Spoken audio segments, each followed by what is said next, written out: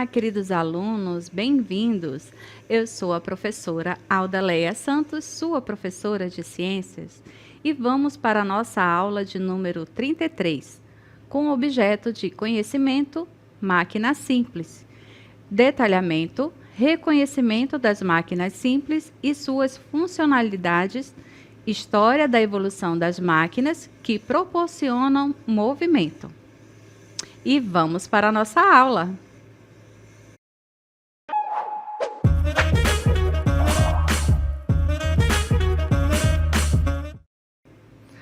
Olá, queridos alunos! Hoje nós iremos falar sobre máquinas simples. E observem aqui a nossa imagem. O que é usado para ticar um peixe, né? Temos aí essa imagem que remete aqui para a gente, né? Algo tão rotineiro, né? Faz parte da rotina. E aí a professora vai contar um caso. Que quando eu passei no vestibular, lá no alto dos meus 21 anos, o que eu ganhei de presente do meu pai? Um monte de jaraqui para ticar. E de lá até hoje, a professora aprendeu a ticar um peixe? Não. E você que está aí, querido aluno, rindo da professora, né, pensando, poxa, professora, até eu sei ticar um peixe.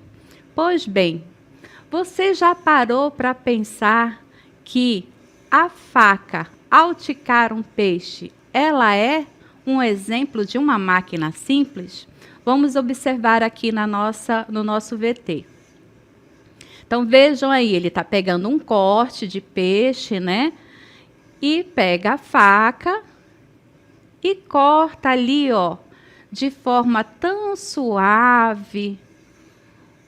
Faz ali aquele corte. Esse peixe aí, você provavelmente não conhece, é o salmão, né? Utilizado na culinária oriental para a produção de sushi e sashimi. Aí ele provavelmente está fazendo um corte, né, de sashimi.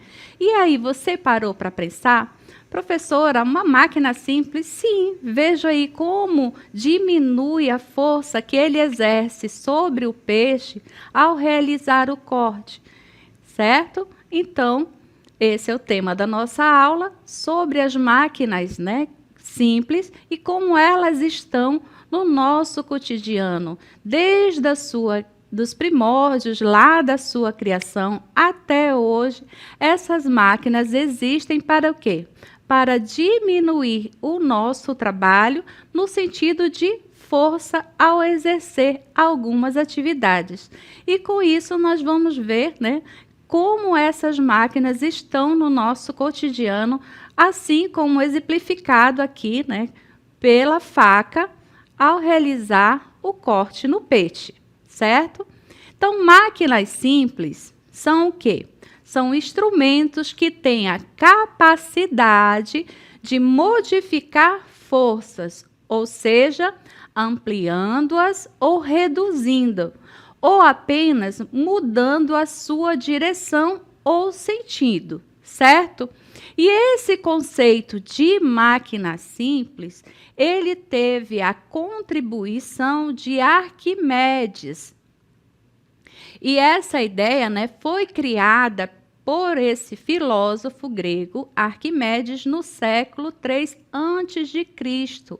Então, ele foi o pioneiro no estudo e na compreensão das chamadas máquinas arquimedianas, que incluíam dispositivos como alavancas, polias, né, roldanas e parafusos. E esse parafuso aí é um parafuso especial, porque ele criou esse parafuso que fazia o deslocamento da água de uma região mais baixa para uma região mais alta. Então, vamos lembrar, o parafuso, ele gira assim, certo?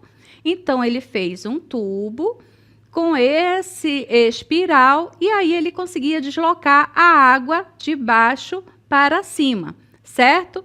E esse tipo de parafuso era muito utilizado na questão da irrigação, né, na agricultura. E ainda é utilizada até hoje. E o Arquimedes, ele ficou muito conhecido por uma frase, né, quando ele fez esse estudo lá sobre as máquinas simples, que é o quê? Me dê um ponto de apoio que eu elevo o mundo. Então, essa é a base do quê? De uma alavanca. Então, vamos observar aqui. Observe aqui na nossa imagem. Você é capaz de reconhecer algumas máquinas simples em casa? Então, nós vimos lá que Arquimedes, né, ao instituir a sua pesquisa sobre as máquinas simples, ele descobriu as alavancas, né, roldanas e aquele parafuso que eu citei. Então, observem aí, nós temos uma tesoura. Então, nessa tesoura, você consegue identificar algum desses instrumentos? Então, observem aqui. Na tesoura, nós temos uma alavanca. Na verdade, duas, certo? Em sentido opostos. E aqui nós temos o ponto fixo da alavanca. Então, você exerce a força aqui para cortar o papel, certo? Um outro exemplo aqui mostrado é o abridor de lata, o abridor de garrafas. Então, aqui nós observamos, certo? O ponto de apoio, a força aqui que vai ser exercida, né? E aí você tem também uma alavanca de interresistência. E esse instrumento aqui é um quebra-nozes. Quase a gente provavelmente não conhece aqui na nossa região, porque nós não temos o hábito, né, de comer nozes. As nozes, elas lembram a nossa castanha. Então, dentro dela tem uma casca bem rígida, por isso que ele fica aqui nessa região, e é quebrado, né, para retirar a amêndoa que está dentro dela. Então, com isso, aqui nós podemos ver esses exemplos, né, que nós utilizamos na nossa casa, certo? E observe agora essa segunda imagem. Então, o que nós temos aqui na nossa imagem? Alguém, né, parafusando ali um suporte de televisão, algum utensílio aqui, né, de casa. Então, a maneira mais fácil de apertar um parafuso é somente com as mãos ou com uma chave de fenda. Então, se a gente tentasse aqui, né, apertar esse parafuso com as mãos, a gente iria começar a sentir dor na ponta dos dedos, a gente não teria força para adentrar, né, o parafuso até o final. Então, por isso que nós precisamos ter uma ferramenta. Então, a chave de fenda, né, exerce ali um ponto de apoio que faz com que você diminua, né, precisa exercer menos força para fazer o aperto desse parafuso, certo? E nós observamos aqui nessa nossa outra cartela, né, se você já usou ou usa algum tipo de máquina simples para realizar um trabalho, então aqui nós temos, né, uma furadeira, um martelo, um carrinho de mão, uma pá ou enxada, né, que fazem parte aqui do nosso dia a dia, acredito que mais dos seus pais, né, que para exercer ali as suas funções. Então, elas também são exemplos, né, de máquinas simples. Por quê? Vamos observar aqui. Um carrinho de mão, a gente utiliza geralmente, né, para deslocar o quê? Materiais, né, de construção, que tem ali um grande peso. Então, o sentido da roda aqui faz o quê? Diminui a força que eu faço para me deslocar com esse peso, certo? Assim como também eu potencializo, ao utilizar um martelo, a minha força para fazer, né, ali, colocar um prego, ou também tiro a força ao fazer o uso de uma furadeira, certo? E com isso você diz, professor, esses tipos de materiais aí eu não utilizo muito, então eu não tenho tanto familiaridade. E agora? Você já usou ou usa algum desse tipo de máquina simples na escola? Então, como a professora falou, aqui nós temos o exemplo da tesoura, né? Que são duas alavancas unidas por um ponto fixo, que ao exercer a força, você consegue ali fazer o corte do papel, certo? Ou do material. E essa força vai justamente variar conforme o material que você for cortar, se for um papelão, se for um plástico. E o outro exemplo é aqui o apontador, certo? Então, a lâmina aqui, ela é um exemplo de uma cunha, certo? O que é uma cunha? Vai ser ali algo plano, fixo, que quando você introduz o lápis, né? E ao girar, ela vai aqui, ó, fazer o quê? Separar, né? Uma camada do lápis, expondo ali a ponta, né, da grafite, certo? Então, um exemplo de máquina simples que você utiliza aí na sua escola, certo? E como as máquinas simples, né, funcionam no nosso corpo. Então, nós estamos vendo até aí que essas máquinas simples estão no nosso cotidiano, né, nos utensílios, nos objetos que nós utilizamos no trabalho, mas ela também está no nosso corpo? Vamos ver que sim. Então, no corpo humano, os ossos funcionam como braços de alavanca e as articulações agem como um pivô ou fulcro. Os músculos oferecem, né, as forças de esforço para mover a carga.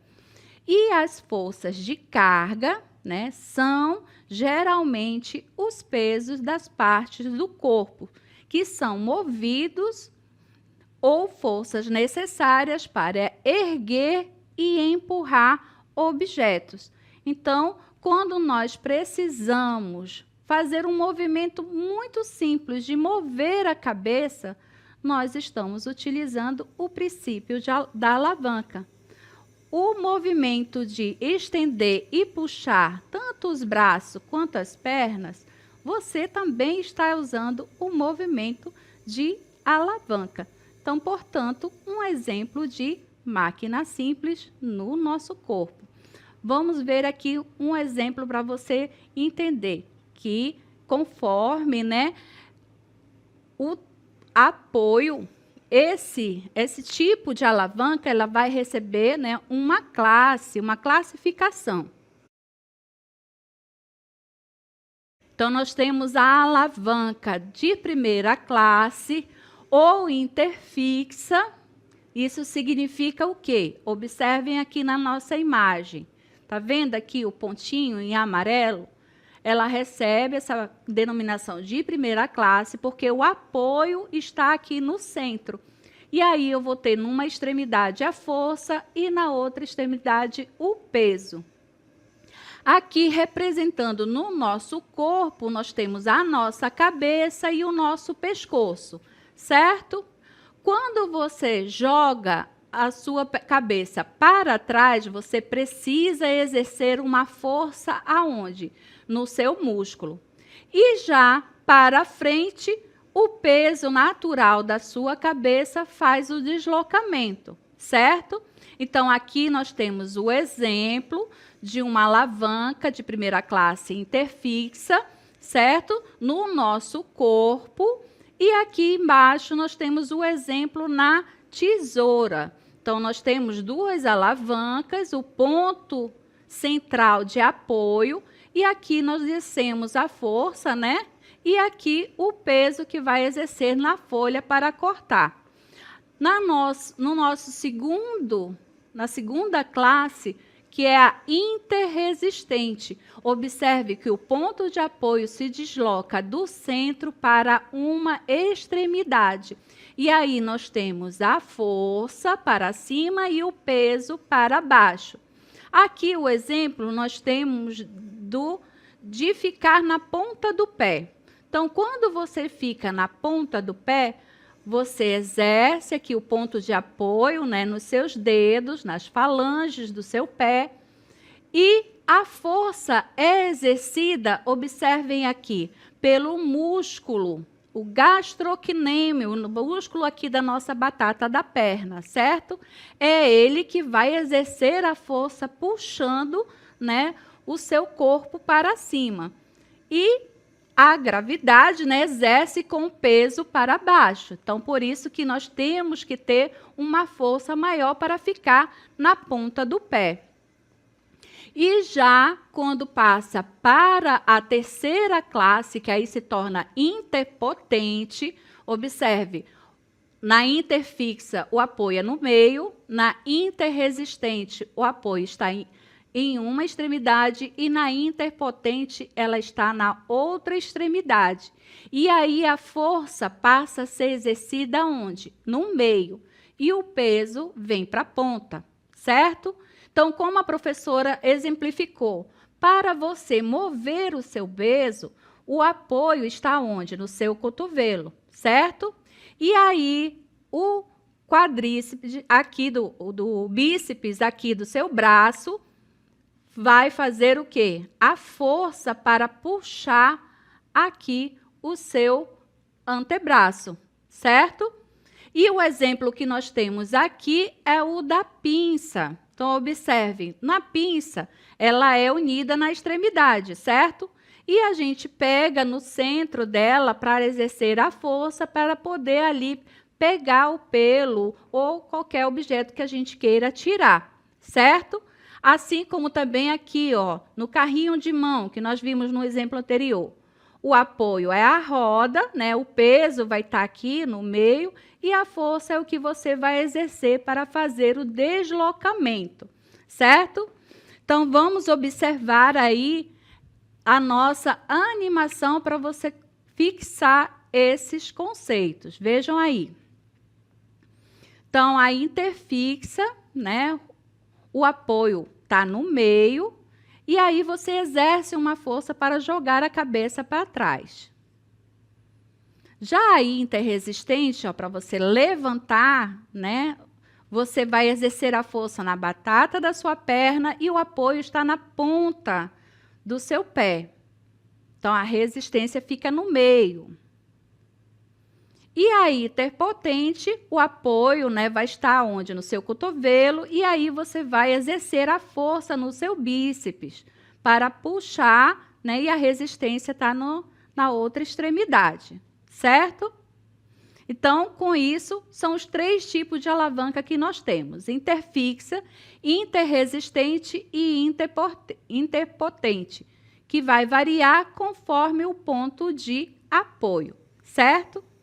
E nós temos ainda a engrenagem.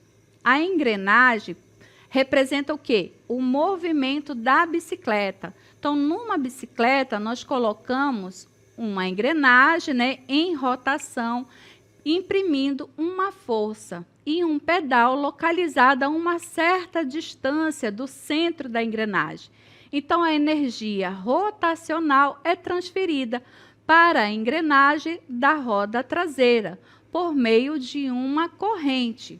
Então, vamos observar aí na imagem. Então, nós vemos aí que quando você exerce, né, a força sobre o pedal, você faz ali o deslocamento, né, da engrenagem, da correia que vai lá atrás e assim dá o movimento. E conforme o tamanho desse pedal, você vai ter ali o quê? Um apoio. Então, você vai ali ter um aumento ou uma diminuição da força. Se o pedal for grande, você vai exercer ali, você vai ter uma boa região de apoio e não vai precisar exercer tanta força, certo? e essa energia rotacional é transferida para a engrenagem da roda traseira por meio da corrente, correto? E nós temos ainda o exemplo das roldanas ou polias, né?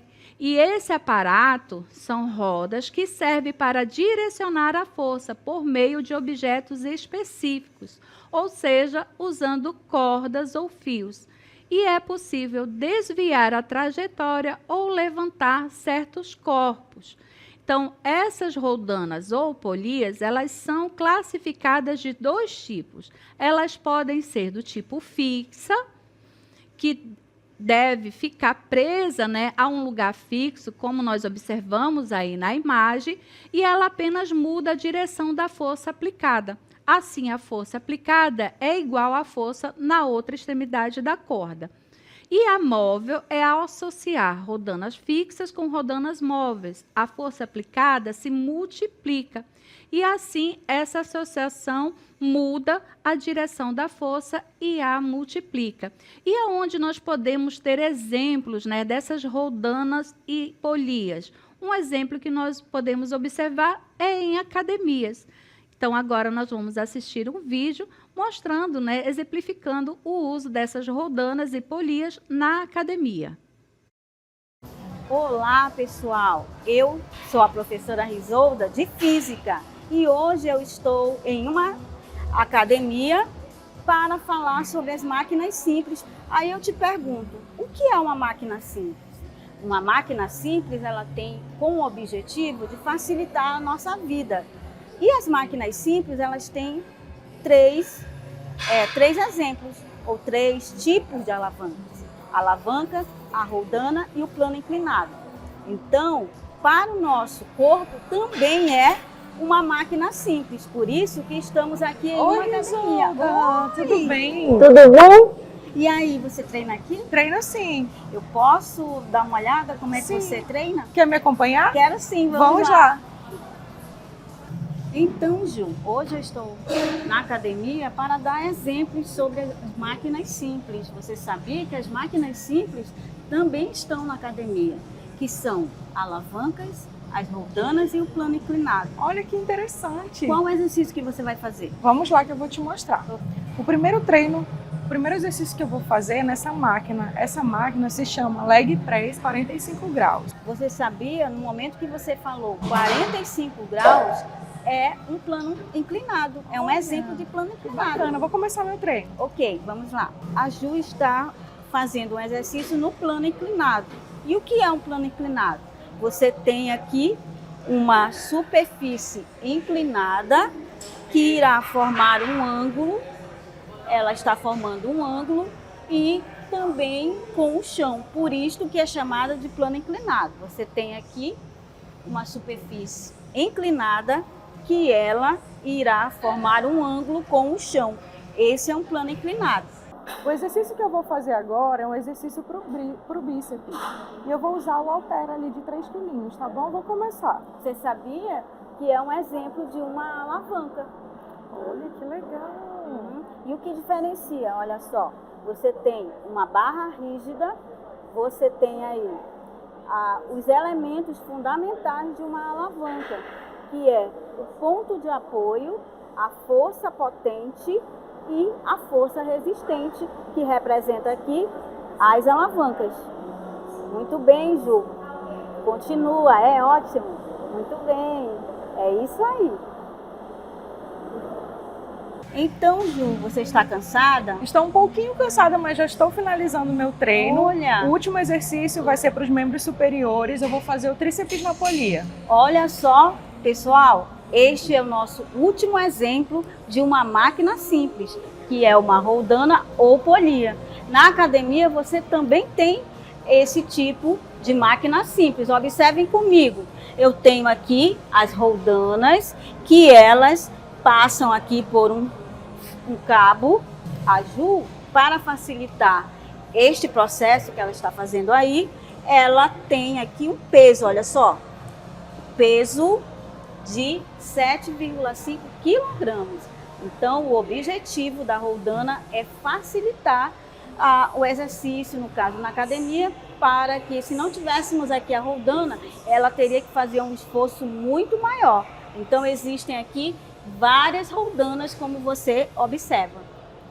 E aí, já finalizei o meu treino. Oh, que legal! E aí, o que você achou? Bom, eu quero te agradecer. Você me ensinou muito sobre a física durante o meu treino. Obrigada, tá bom? Muito bem, então nós vimos aí, né, que a roldana e a polia estão no nosso cotidiano, atrelando ali a força e o movimento, certo? E vamos entender um pouco mais dessa história no nosso cotidiano. Então, nas atividades comerciais no Brasil, no século colonial, era comum a venda de caldo de cana ou garapa, uma bebida refrescante tomada pura ou usada para adoçar outras bebidas. Era vendida em tabernas e botequins nas cidades do Brasil. A cana espremida em engrenagens liberava o caldo, que verte para um recipiente já pronto para ser consumido. Já a grande moagem de cana-de-açúcar produzia o açúcar nas casas de engenho. Então, as casas de engenho, né, as moendas, eram as casas que eram destinadas, geralmente eram barracões, onde havia produção tanto de açúcar como também de aguardente. E nessas casas de engenho, esse trabalho era feito pelos escravos. Um trabalho pesado, árduo, insalubre e sem proteção a manobrar as engrenagens. Então, observem aí na imagem que esse trabalho era realizado pelos escravos, né, uma época triste da nossa história, que tinha ali, né, no desenvolvimento dessas engrenagens, o esforço físico, né, no desenvolvimento dessas casas de engenho. E agora nós passamos para um outro exemplo, que são o quê? As pirâmides, certo? E essas pirâmides, né, contando aqui um pouquinho da sua história, apesar de algumas pessoas falarem, né, que ela foi feita por escravos, mas não, elas não foram construídas por escravos. Elas representavam ali tumbas, né, e também o poder dos faraós, e com isso eram camponeses que faziam a construção dessas pirâmides, certo? E utilizavam o quê? A teoria das máquinas simples com o plano inclinado para deslocar os blocos. Então, na construção da maior pirâmide, tem cerca de 120 milhões de blocos, mas foram feitas usando e são um símbolo do quê? De um povo, né, de um povo antigo que se aprimorou e deu uma grande contribuição na engenharia. Então, é a evolução das máquinas, desde esse tempo, né, dos egípcios até hoje, ainda está para a contribuição do quê? Do esforço, da diminuição do trabalho humano, certo? Como exemplo aqui que nós temos dos guindastes, certo? E um pouco mais de história, né, com a contribuição, vem o quê? A invenção da roda, que foi um salto, né, nos meios de transporte. Por mais de 6.000 anos atrás, a roda foi inventada. E, com isso, a humanidade deu um salto na evolução dos meios de transportes. Com a roda, foi possível transportar mais mercadorias e pessoas com rapidez. E com a roda vieram os primeiros veículos. E isso facilitou a vida dos povos, certo? Então, mais um pouco de história, e a partir da primeira revolução industrial, lá no século XVIII, que a tecnologia aumentou a quantidade, né, e a eficiência dos meios de transporte. Com a invenção do motor a vapor, surgiu ali a locomotiva, né, um meio de transporte revolucionário que se espalhou pelas nações industrializadas, estão levando ali as mercadorias produzidas. Depois veio a invenção do motor, né, a combustível fóssil, e foi inventado o primeiro automóvel. Então, com isso, nós observamos que a evolução das máquinas ela está ali ao longo, né, da nossa evolução enquanto humanidade, propiciando o quê? A facilitação do nosso trabalho, certo? E com isso, associado a isso, como nós vimos, está o quê? A evolução da roda, né, que facilitou ali a evolução do trabalho do homem e hoje em dia, né, participa aí de forma significativa no nosso trabalho, no nosso transporte, no nosso dia a dia. Então, as máquinas simples fazem parte da nossa vida, do nosso cotidiano e trazem aí uma grande evolução para a humanidade. Muito obrigada, até a próxima aula.